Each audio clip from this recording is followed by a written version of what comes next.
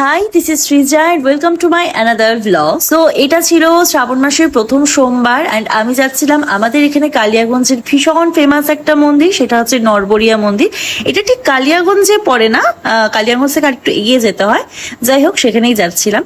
তো আমরা সেদিন সকাল 9টার দিকে রওনা দিয়েছিলাম, অনেকটা লেট হয়ে গেছিল। মানে আমরা নিজেরাই টেনশন করছিলাম বোধহয় পুজো দিতে পারবো না, কারণ এই শ্রাবণ মাসটাতে বিশেষ করে বাবার বারগুলোতে এত ভিড় থাকে কি বলবো।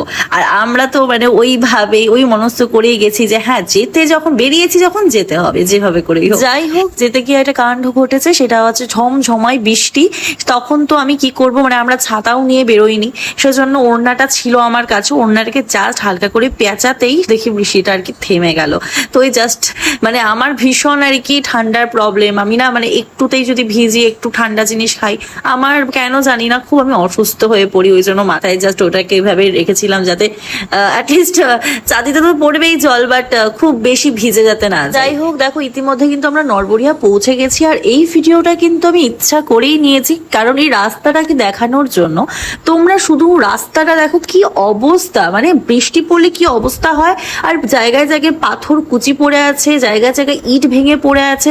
মানে এখানে যে শুধু আমরা যাচ্ছি তা না, অনেকজন তো যায় যাদের মানত থাকে, যারা খালি পায়ে হেঁটে যায়। বোধহয় তোমরা ভিডিও তো দেখতেও পাচ্ছ, অনেকজন খালি পায়ে হেঁটে আসছে যাচ্ছে। ভাবো তো তারা কি করে যাচ্ছে এই কুচি পাথর, এই ভাঙা পাথরগুলোর উপর দিয়ে। আমার বিনীত অনুরোধ, যদি এটা কেউ সরকারের পক্ষ থেকে মানে কালিয়াগঞ্জের কোনো কর্তৃপক্ষ এটা দেখে থাকেন, প্লিজ এই নরবরিয়ার যে রাস্তাটা রয়েছে সেটা যাতে একটু কোনোভাবেও কোনো ব্যবস্থা করা যায়। এই বছর না হোক, পরের বছর যাতে সুস্থ মতো তারা একটু হেঁটে যেতে পারে, সেই ব্যবস্থাটুকু। যাই হোক, দেখো আমরা নরবরিয়ার ভেতরে এসে দেখি কি লম্বা লাইন, মানে লাইন গেছে একদম বাইরে অবধি। মানে আমরা তো বুঝে গেলাম যে এবার সেখানে আর পুজো দেওয়া এইভাবে সম্ভব না।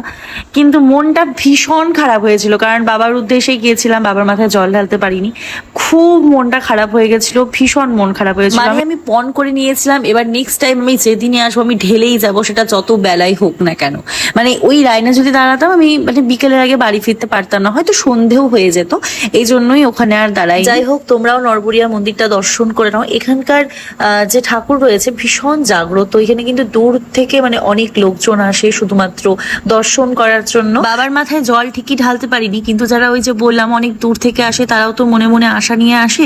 তারা দেখছিলাম বাইরের দিকে ওই একটা গাছের মধ্যে জল ঢালছে বাবাকেই মানে মনে করে, তো সেইভাবে আমি ঢেলে দিয়েছি। তারপর কিন্তু ওখান থেকে আমি সোজা চলে আসি আমি আবার বাড়ির দিকে, কারণ আমাদের বাড়ির এখানে একটা পাড়ার পুজো হয়, যেখানে ঠাকুর প্রতিষ্ঠান করা হয়েছে বেশ কিছু বছর হলো। তো সেখানেই আমি ছিলাম তারপর। So that's all for today, চলো বাই।